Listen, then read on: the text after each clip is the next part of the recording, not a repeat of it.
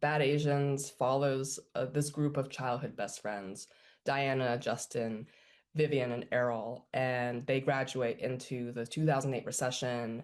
And because they can't find jobs, they end up having to move back in with their parents and back in to their hyper-competitive Chinese American community.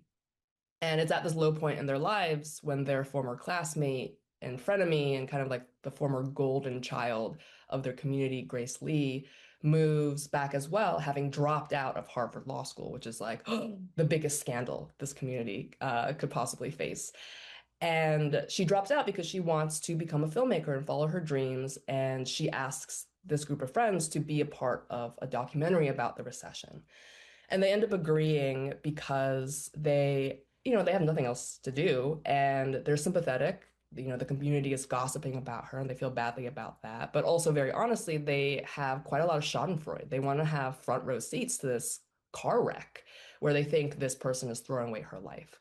And against all odds, this little film ends up becoming one of the first viral videos of the YouTube era. This is back when viral videos meant that like truly everybody had seen it and was talking about it. Whereas like now a video might have like a million views on TikTok and it's like if you're outside the algorithm, the people around you have no idea what you're talking about. And so with like the entire world looking at them and looking at these like awful caricatures of them, the group ends up having to, for the next 8 or 9 years, try to get their lives back on track as they struggle with the consequences on their careers and their relationships and even their own sense of self. She was such an interesting character to write because I mentioned before that she was seen as like the golden child of their community growing up. She was always put on this pedestal.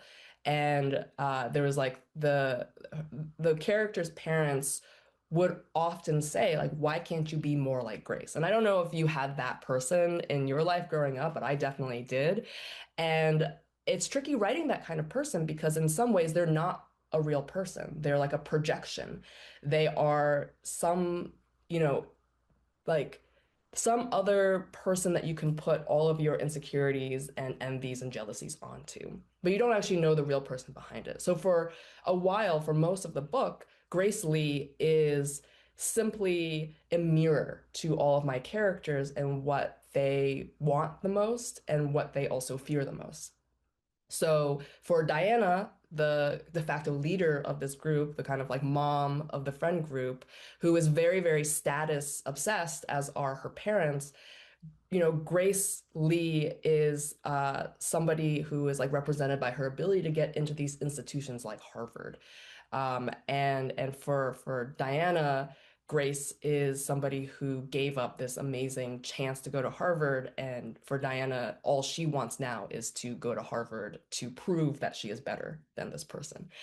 So that's a simplification of Diana's journey. But I think that Grace is really interesting because she both is someone who is trying to chase a dream and go against her community's expectations, but this viral video skyrockets her to fame. And if I'm sure you know this being involved in YouTube and Tubi as well, is like after a certain point, you're also just trying to curry what audiences want and maybe clickbait or just there's this pressure to deliver what the audience wants, and there's a new set of expectations, a new set of pressures, and fitting in and conforming to those expectations. So her struggle then is, even as she tries to pursue her dream, as she kind of returns to conforming to what people expect a successful person should look like. I mean, really the research was growing up in that time, and being part of the generation that existed before the internet and social media, but then came of age right as social media was disrupting how we communicate and connect with each other. And in that coming of age, there was also just a lot of innocence, not quite understanding the repercussions of what would happen if you made these parts of your personal life public. I remember when Facebook and Twitter felt like truly like little private circles.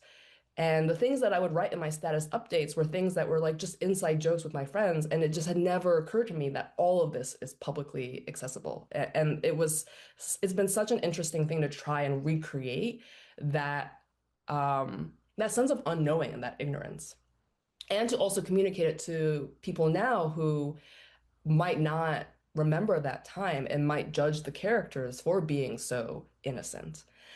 And I think that what I wanted to be able to recreate is, like imagine all of the worst insecurities that you have about yourself in your head, and then having that confirmed and publicized to millions of strangers.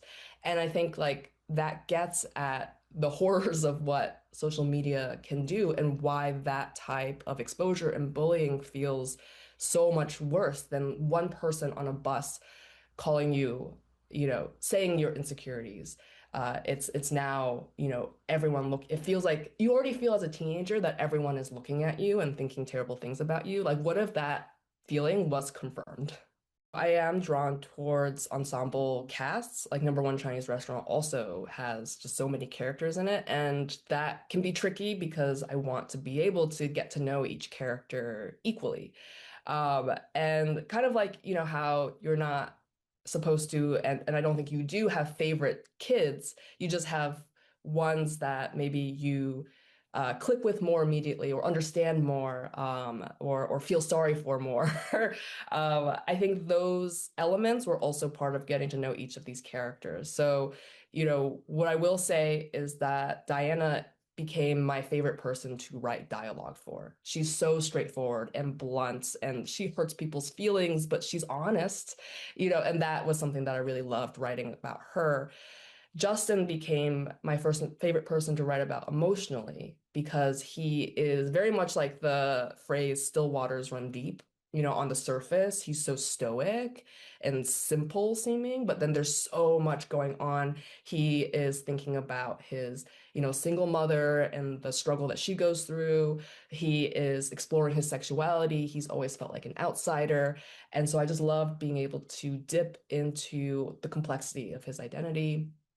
Vivian was my favorite like dramatic arc because she comes off and she is initially like kind of the most shallow person in the group. She's mostly just interested in, marrying well, being almost like a trophy wife. Those are the expectations her own family kind of sets up for her. But as she grows up and starts to explore a life outside of a relationship and being defined by her partner, she becomes so much more mature and emotionally intelligent as a character. And I just love being able to go from initially feeling like, oh, like Vivian's kind of like, I don't know, a little ditzy, a little bit basic, to then really appreciating how much she grows. And then finally, Errol was probably my favorite person to just like write about the actions he takes. Like he is so chaotic. I mean, he has untreated ADHD, he's like a boy genius, and he has both simultaneously been like spoiled and mistreated because of those positions that he plays in the community and the friend group. So he makes all these like really terrible decisions. And as a writer, like that's fun to watch somebody who is going to do the very thing that they're not supposed to do and be able to write those consequences. I always have a hard time with real consequences because, I fall in love with these characters and I want to go easy on them. And so there were many, many drafts of this novel where there were no true consequences besides the, mortification of having your personal stuff out in the public, which, is a consequence. But I had to really interrogate, what else I could do to these characters. And I think what helped me unlock consequences for them was looking back at my own like 20s and realizing the moment that I felt that I grew up, which was the moment that I realized that the choices that I make would and could become permanent. I think up until that point, and I think this maybe goes to the sense of, immortality that you can feel in your 20s, is the sense that like no matter what I do, like I can drink too much and the next day I'll wake up barely hungover, right? There's just a sense of just like nothing's gonna touch me. And so, I'll hurt people and I'll make terrible decisions and I'll do chaotic things because whatever, the next day, rinse and repeat is not going to stick. And I think that in my 20s, realizing that, there were going to be permanent consequences was what forced me to grow up and be a more conscientious and kind of person. And so for each of these characters, I have to think, what is a permanent consequence, something that they cannot just walk away and brush themselves off of? Whether that be, having a career completely blow up, whether that actually be like physically endangering themselves in a way that affects them for the rest of their lives. Getting married to the wrong person. I had to really think about what permanence actually could look like.